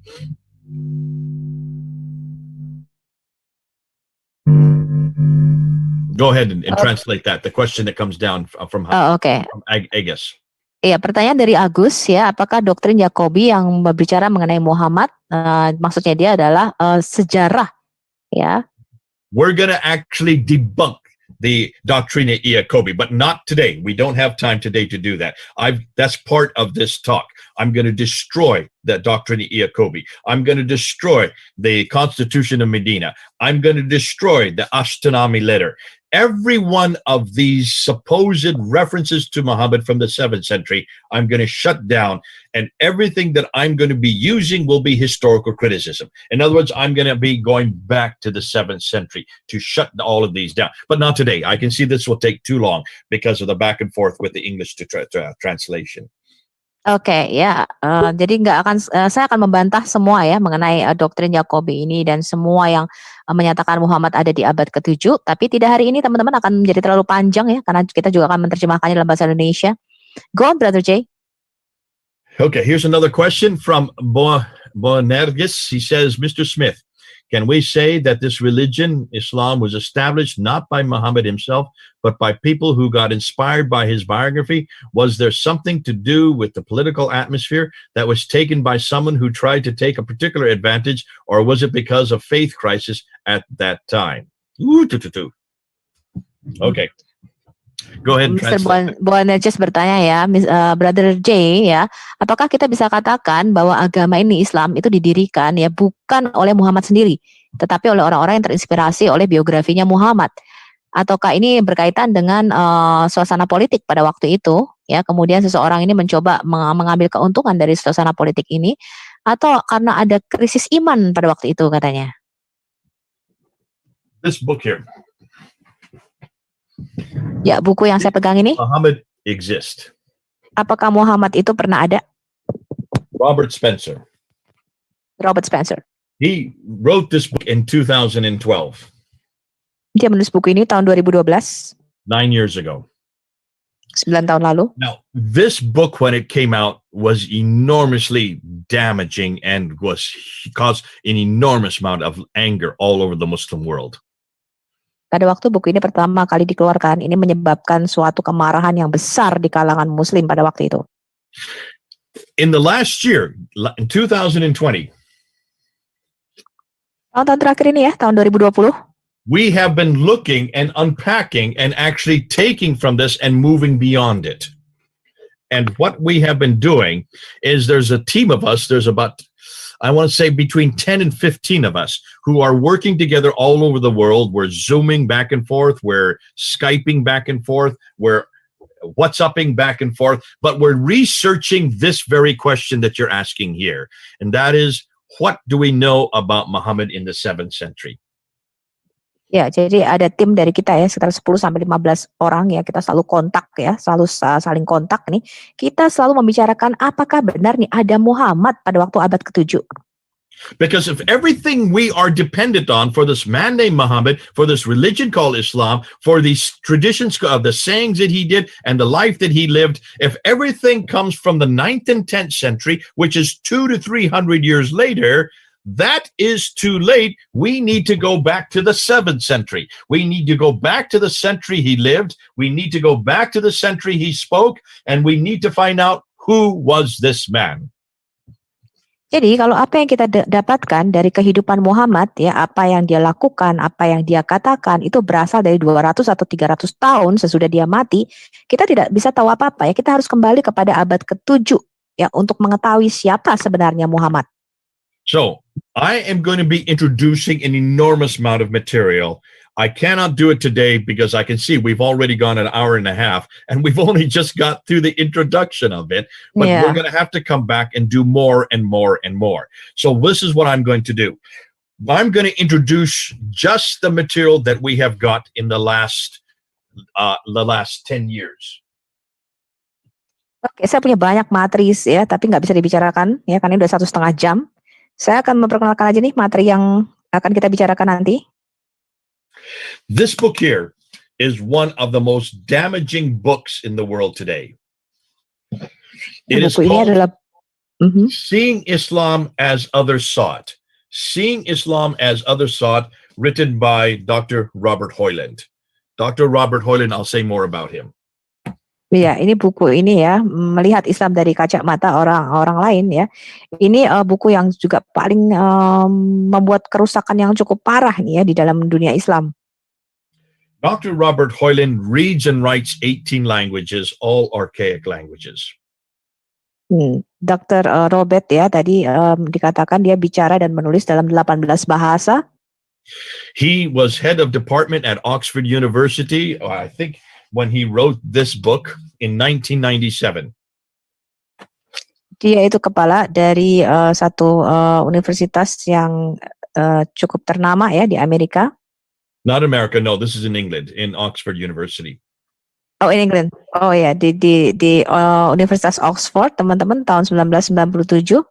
And what he did, because he could read and write all of these languages, he went back to all of these peoples. He went back to the 7th century. He went back to the same century that Muhammad lived and that supposedly Islam began. And he just asked, what did everybody know about this man, Muhammad, in that century? Ya, karena dia bisa menulis dan membaca di dalam 18 bahasa, dia mulai meneliti dan menyelidiki lagi. Ya, dia mulai mencari tahu siapakah Muhammad ini pada waktu abad ke-7. And what he found absolutely destroyed Islam. Dan apa yang ditemukan ini sangat-sangat menghancurkan Islam. He could not find anything about Muhammad. Dia tidak menemukan satu hal pun tentang Muhammad. He could not find anything about Mecca. Dia tidak menemukan satu hal pun tentang Mekah. He could not find anything about people called Muslims. Dia tidak menemukan pada abad ke-7 ini ada orang yang disebut Muslim. He could not find any reference to a religion called Islam. Dia tidak menemukan satupun referensi mengenai agama Islam. And he could not find anything about a book called the Quran. Dan dia tidak menemukan satupun referensi mengenai kitab yang disebut Quran. Those are the 5 things that really give us Islam. Without those 5 things, Islam falls to pieces. 5 hal inilah yang membuat kita mengenal ya apa itu agama Islam. Kalau tidak ada kelima hal ini ya Islam ini berantakan nih ya. So looking from a historical standpoint, he destroyed it with just this book. That was not his intention. He did not want to do that. He was not out to try to destroy Islam. He is nothing more than a linguist, a man who could speak many languages, but he spoke all the languages of the people who were in that area. He spoke Aramaic. He also spoke Nabatean Aramaic. He also read and wrote Arabic and Syriac and Hebrew. He also knew Pahlavi. All of these languages he knows to read and write. And so he was looking at all these documents in all these languages to see what they knew about Islam. And he could not find a thing. Ya, hanya dengan satu buku ini saja dia sudah menghancurkan klaim-klaim Islam selama ini ya. Itu bukan maksud tujuannya dia menulis buku ini. Tetapi dia hanya seorang linguis aja. Jadi dia bicara dalam berbagai bahasa. Dia menguasai Aramaik, menguasai Nabatean, menguasai bahasa Ibrani, bahasa Arab ya. Dia hanya mencari dokumen-dokumen ya sejarah pada waktu itu dengan pendekatan sejarah dan dia tidak menemukan satupun referensi dari hal-hal yang Islam itu klaim tadi ya pada abad ke-7 itu tidak ditemukan sama sekali. Now, I have just put up on the chat, I have just put up the name of my YouTube channel. It's called Fander Films. Starts with a P, Fander Films. I've just put it there on the chat. You can all read it there. Fander Films I started back in 2006 to confront this whole material. So go ahead and if you could just say something about Fander. I've got it written there, Fander Films. Iya, teman-teman bisa ikuti ya YouTube-nya Brother J. Smith, Fander Films di sini. Ya, ini YouTube Fander Films ini ya yang akan mengekspos ya semua material-material yang tadi sudah kita bicarakan. YouTube started in 2005. I started my channel in 2006. So my channel has been going for 25 years now. Not 25 years, 15 years. What am I saying? For 15 years now. And it is primarily confronting the whole historicity of Islam. Ya, jadi saya memulai YouTube channel saya tahun 2006 ya. YouTube kan baru mulai tahun 2005. Jadi udah hampir 15 tahun ya. Jadi materi-materi itu yang saya tampilkan di YouTube saya itu benar-benar ya benar-benar If you go up to melawan Islam. If you go up to YouTube right now and you go up to Fander Films, you will see I just put up a video 10 hours ago on Mecca and Petra. Mecca and Petra. I'm confronting the city of Mecca right now. Iya, kalau Anda pergi ke YouTube saya ya, baru 10 jam lalu saya upload satu video ya, Petra dan Mekah. Saya benar-benar menantang nih ya, Petra dan Mekah di situ. Saya memberikan materi saya di situ. And already 3,000 people have watched that video in just 10 hours. Ya, sudah ada 3.000 orang yang nonton ya, baru 10 jam yang lalu.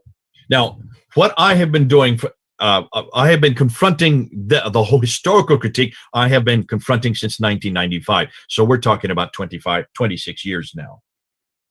Jadi saya sudah melakukan kritik sejarah atau kritik histori ini selama 25 tahun ya. But in the last year, 2020, so a year ago, that year 2020, everything seems to be coming to a head. Jadi baru pada tahun 2020 ya, kayaknya banyak sekali nih materi yang terus saya kemukakan. We have found so much new material in just the last year.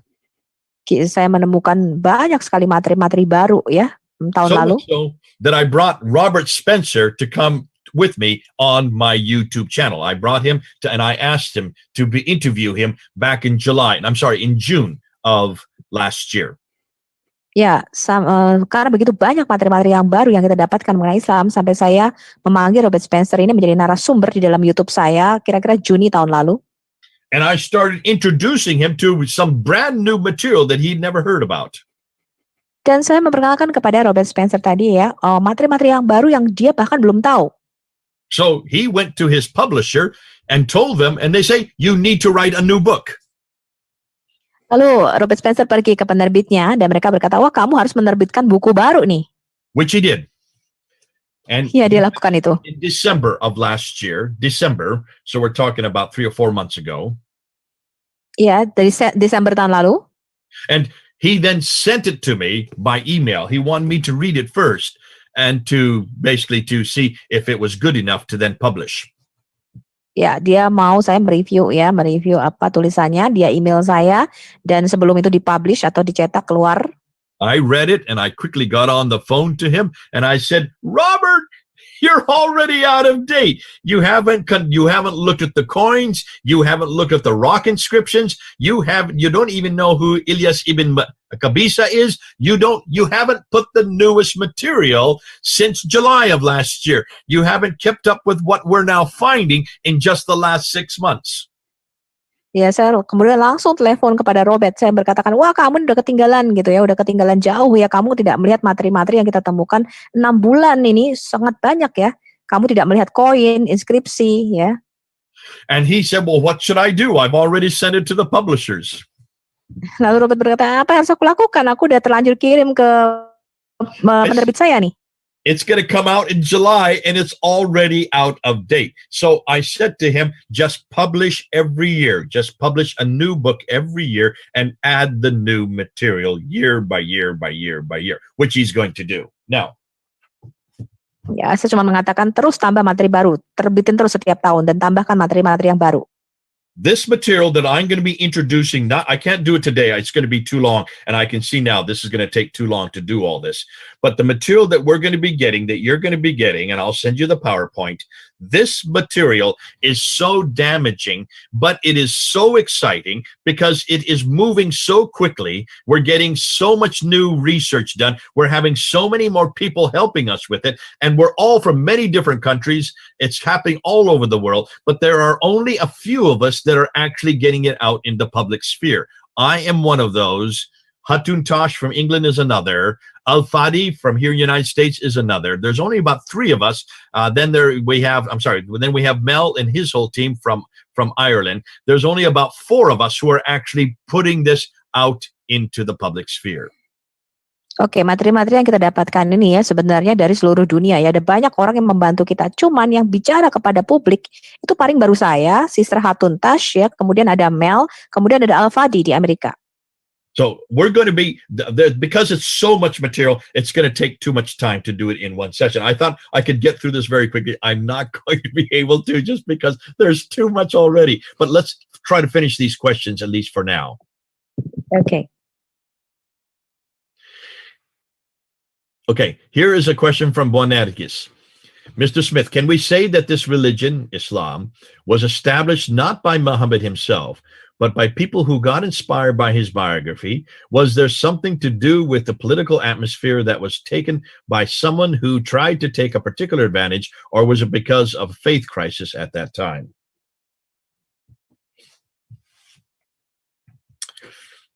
Go ahead if you could translate that. Iya, jadi tadi ya pertanyaan dari Bu Nergis tadi, apakah kita bisa menyimpulkan bahwa sebenarnya Islam itu tidak di Oh, you translate? Okay, let me answer that. Here. bentuk oleh Muhammad ya, tapi karena situasi politik. What we're going to find is that Islam that we have today is a political invention, which means it was created for political reasons, not theological reasons. It was created to give authority to the Abbasid Empire. It was begun with the Umayyads. I'm not saying that it didn't begin in the late 7th century. It was probably begun by Abdul Malik himself, because he is the first to introduce the name Muhammad. He is the first to introduce the name Muslim. He is the first to introduce the name Islam. He is the first to introduce Quranic script, but no Quran. He did not talk about Mecca. Mecca did not exist when he was in power from 685 to 705. But we're going to get into that. We're going to get into that. Ya, jadi tadi Islam itu ya dikatakan dia muncul karena kepentingan politik pada waktu itu, pada zaman Abbasian ya. Tetapi kemungkinan ini Islam ini dimulai karena gerakan politik untuk menyatukan ya, untuk memberikan satu kuasa ya kepada dinasti Umayyah pada waktu itu. Nah, dinasti Umayyah ini yang mungkin memulai ya, pertama kali Abdul Malik ini memperkenalkan Islam, memperkenalkan Muslim, memperkenalkan Quran, walaupun pada waktu itu belum ada bukunya, tapi tidak menyinggung sama sekali Mekah ya. Mekah itu belum ada pada waktu itu. Wow, Sophia, you are amazing. I could follow everything you said. You got all the names and the dynasties. You got it all in there. Well done. Wow, you're a good translator. I usually don't do these long material for the translators, but you're picking it all up. God bless you. You've got a real gift there. So you can go ahead and translate that too. They need to know how good you are. No, thank you. They know I'm good. I love your humility. Let's continue on. So here is the problem, Bonergis. Because of the fact that it is a political invention, because of the fact that, as we're going to see, and I'm jumping the gun, I feel kind of bad because I'm not proven that yet. I'm going to prove that in the upcoming talks. But because what we now know today, that it is a political invention to create a authority for a group of people who are not from Arabia, they are actually from what is today Iraq and Iran. They are Persian. Islam is a Persian entity. It is actually as Persian as you can get. And so all of these names like Abu Bakr, I'm sorry, not Abu Bakr, Al-Bukhari, Sahih Muslim, Ibn Dawud, these are all Persian names. They are all from Iraq, and they are from Azerbaijan, and they're from what is today, from Tabaristan, which is what is today Iran. So you're going to find all of this is from much further north and much further east. Yeah, you are too long, brother. Okay, let's break that down. Let's break that down. So everything we're going to see as in the upcoming talks is this is a political enterprise by Persians. Ya. Jadi semua ini adalah gerakan politik ya, gerakan politik yang sebenarnya adalah sangat-sangat jauh ya di Irak sana ya, di Persia. Jadi Islam ini sebenarnya sangat-sangat Persia sekali gitu ya. Jadi semua nama-nama tadi yang disebutkan itu sebenarnya adalah orang-orang, bukan orang-orang Arab ya, tapi orang Persia.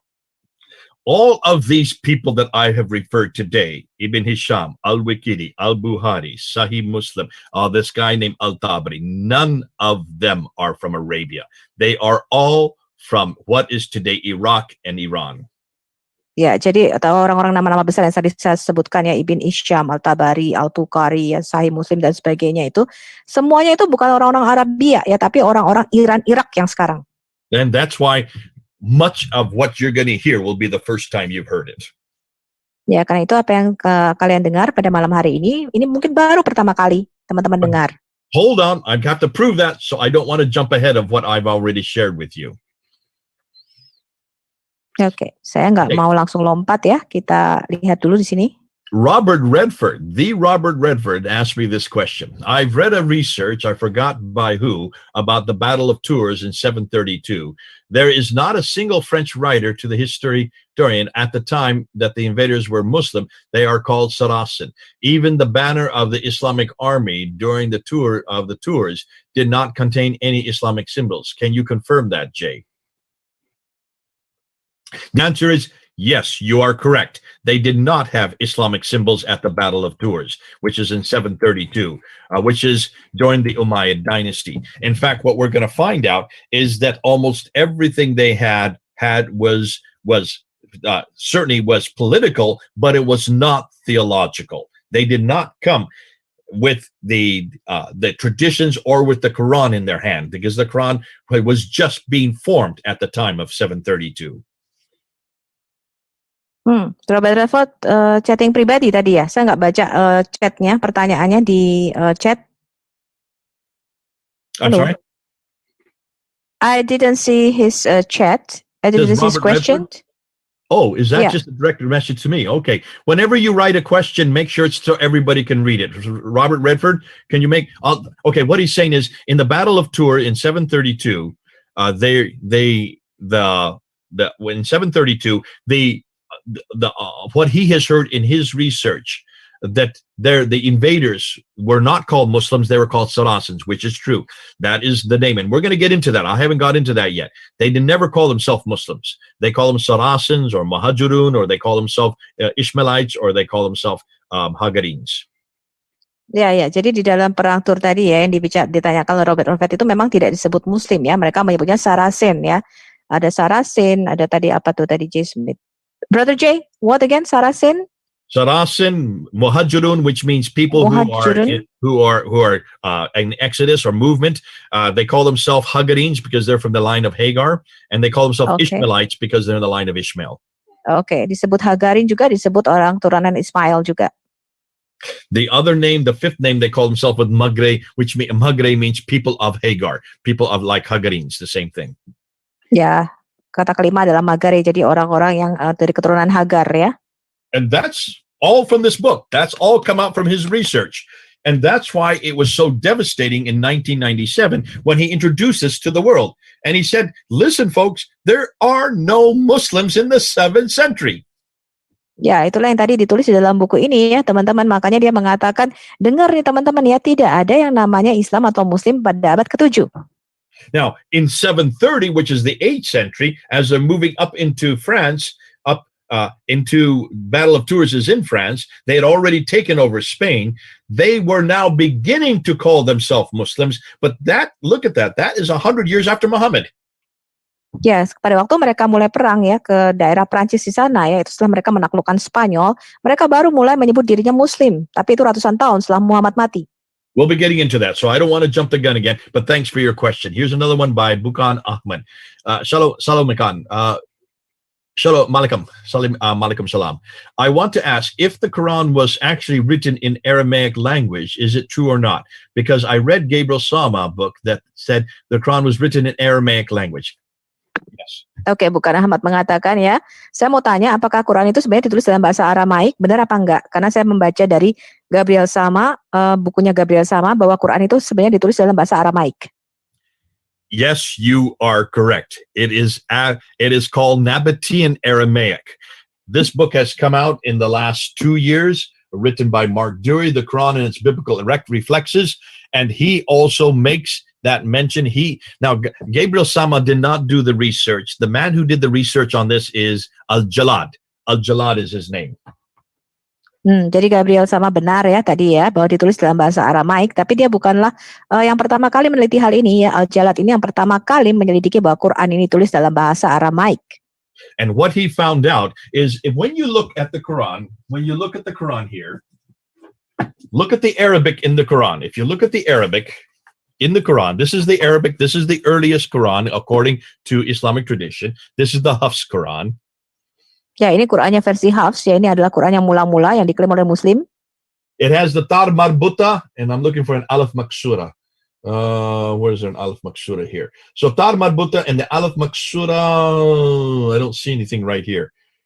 Alif Maksura, the S shape, the S shape. The Alif Maksura and the Tar Marbuta are all through the Quran. Also, the definite article. So here is the definite article right there. Al.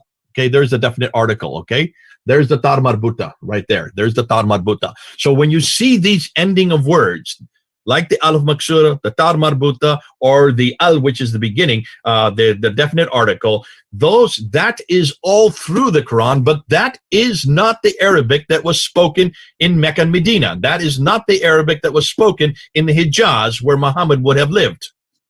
Ya, jadi kalau Anda lihat tadi ya, ada akhirannya, ada definite article al juga di situ, jadi ada awalnya, prefiksnya ya. Tetapi itu sebenarnya bukanlah dia. Those endings, the Alif Maksura, the Tar Marbuta, and the definite article are from Nabatean Aramaic.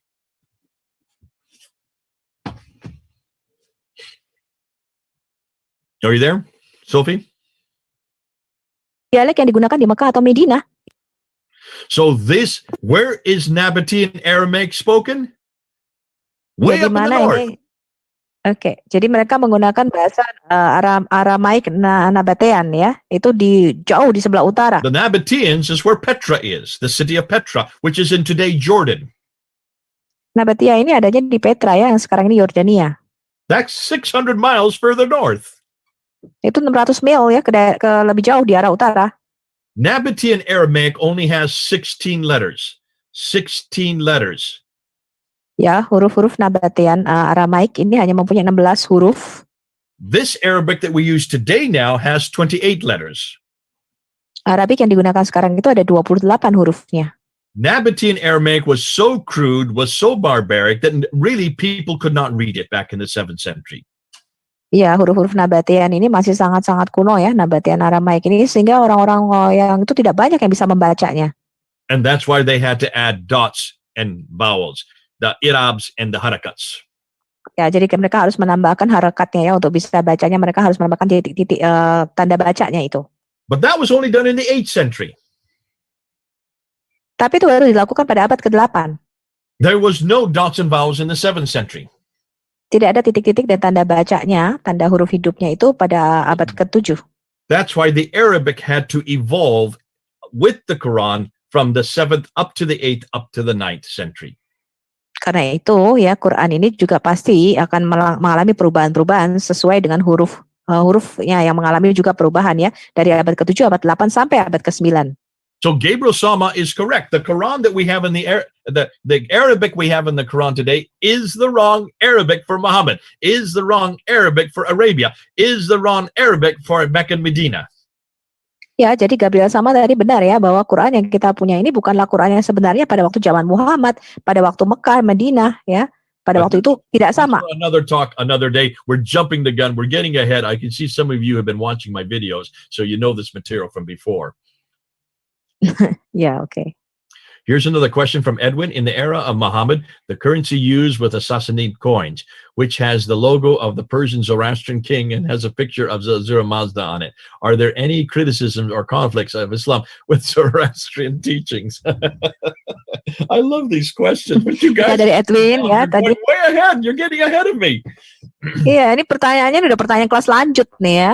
Bukan pertanyaan yang mendasar ya. Jadi di era Muhammad tadi Edwin mengatakan apakah mata uang yang digunakan itu adalah koin-koin Sasanid ya, yang mana punya logo yaitu Raja Zoroastrian Persia ya, dan mempunyai gambar Azura Mazda di situ.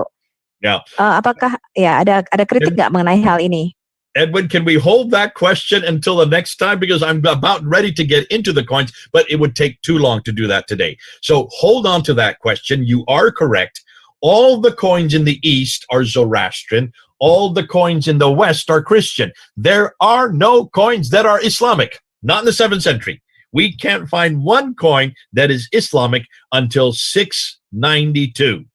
692. But hold on to that question until we come back next time. Iya, pertanyaannya ditahan dulu ya Edwin ya, karena kita belum masuk nih ke pembicaraan mengenai masalah koin-koin ya tadi. Tapi benar ya, di daerah timur digunakan koin-koin Zoroastrian dan di daerah barat digunakan koin-koin Kristen. Nggak ada koin-koin Islam yang ditemukan pada abad ke-7 sampai tahun 692. Here's a question from Lefty.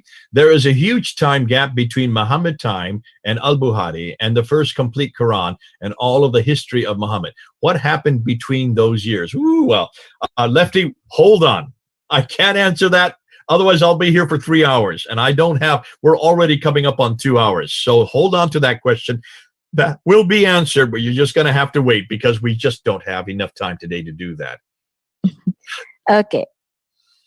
Let's go on to you want to the next slide or? No, I think we're going to have to stop there because this is, I realize we're coming up to 2 hours and the next section is huge and it's going to take us at least 2 hours to do the next section. So let's bring it down to, let's just see if there's any last questions here by Jason Melvino. Is it true that Muhammad's name means praiseworthy? Because in their book that Muhammad's name does not include family name, surname, but instead a single name like a title, which is praiseworthy or God.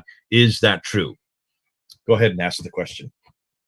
Iya, jadi Jason Melvino tadi bertanya ya, apakah benar ya nama Muhammad ini artinya yang terpuji ya, karena di dalam kitabnya Muhammad ini tidak disertakan nama keluarganya ya, nggak ada Muhammad bin Abdullah gitu ya, tetapi hanya namanya disebutkan Muhammad aja. Ya, seperti gelar ya yang artinya adalah yang terpuji, atau ini adalah merupakan gelar daripada Tuhan. Apakah hal ini benar? And that is exactly correct. You've got it right, Jason.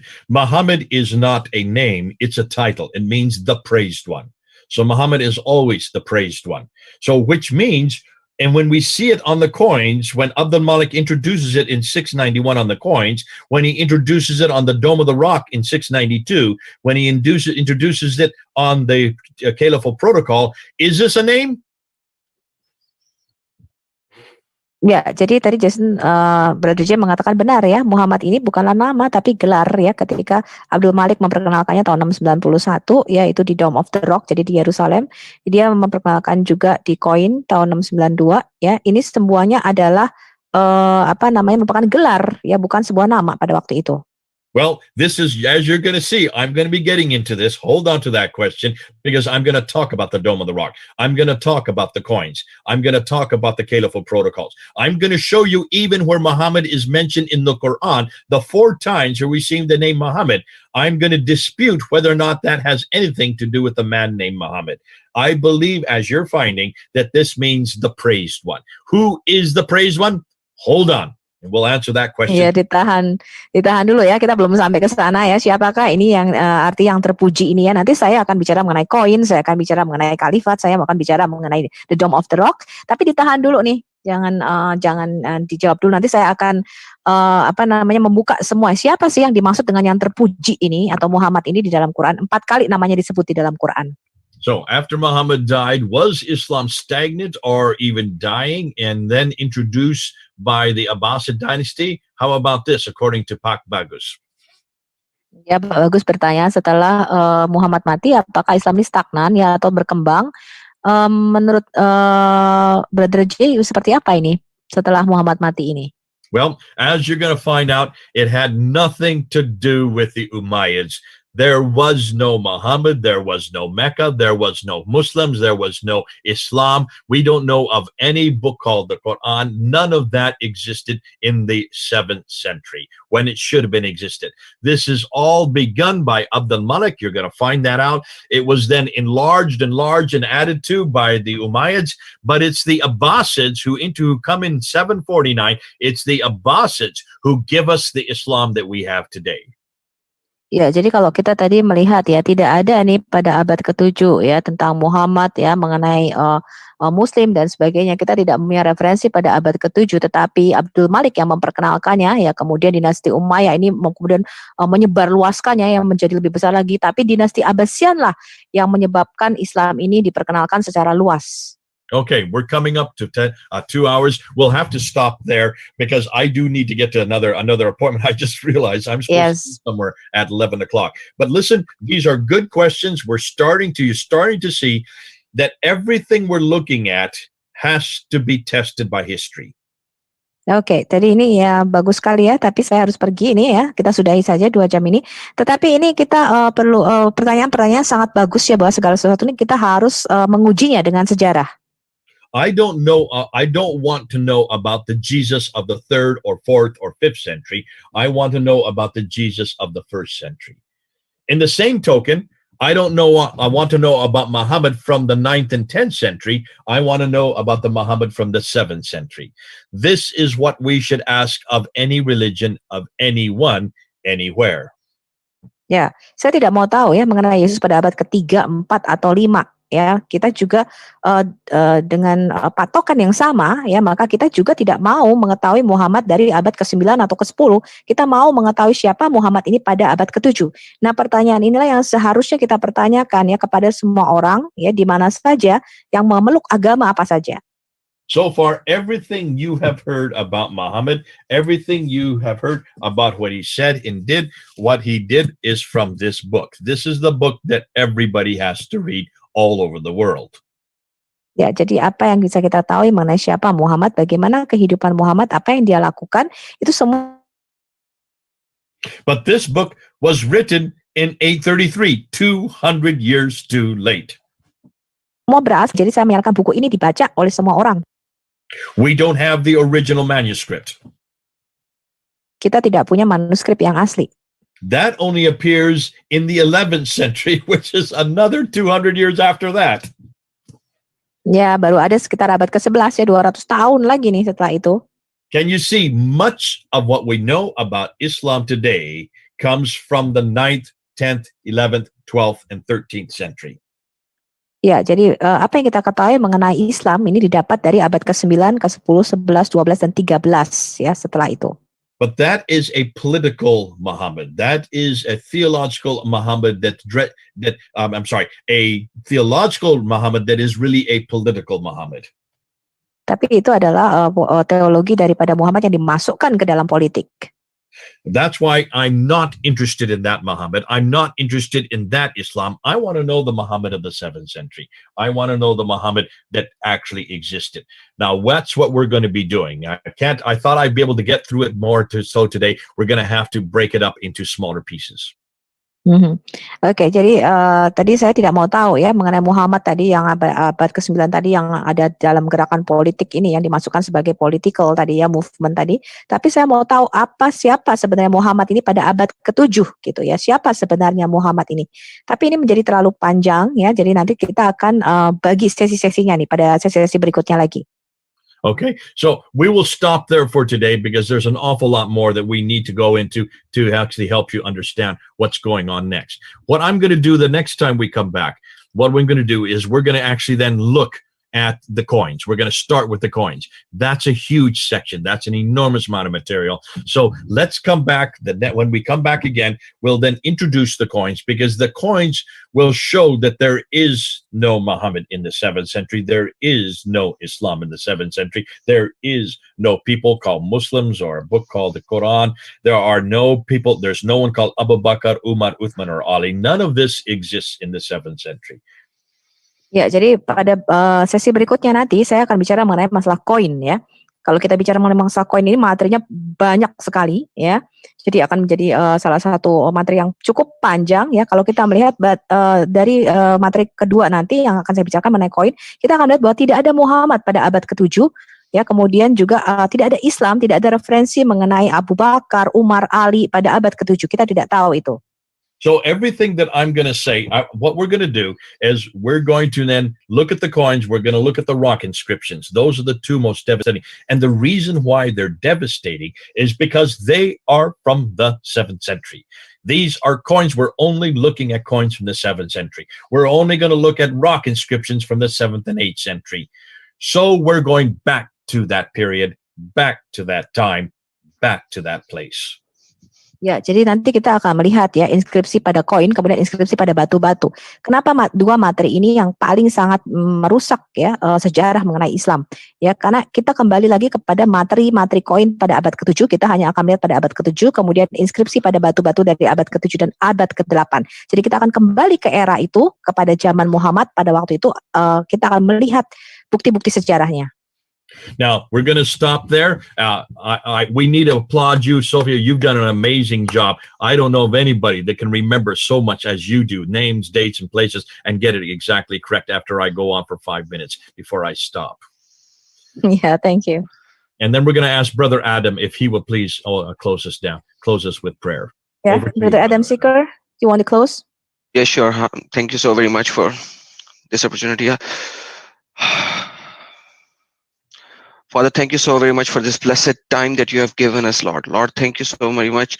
Lord, allow this session to go out to millions and millions of Muslims so that they would understand what problems that they would have, the issues that they would have, and their scholars have lied with them. And they could get out of the darkness and the deception, because there's nothing in Islam that can save them. Because the only one who can save is Lord Jesus, who came for us, died for us, and gave us the salvation, eternal salvation. Through him we are saved. Lord, allow J. Smith to even get more and more information to debunk this claim and destroy this tree from the roots once and for all, Lord. Lord, what we are doing is nothing, because we are nothing. You are the one who is allowing us to reach to those people, Lord. Lord, bless the ministry of J. Smith. Bless the people who are working with him. Lord, bless this session. Lord, bless this YouTube channel that you have allowed us to speak to these people so that we could show them the truth, which is in you, Lord.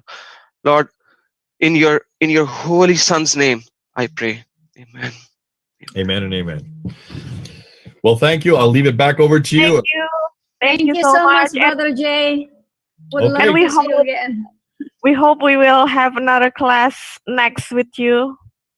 We'll do that. We'll set it up. I'll set it up with Chris or Hannah, and we'll make sure we get back, and we'll let you know when that is. When the next time we come back, we'll go into the coins, and you're going to see how devastating the coins are concerning about this religion called Islam.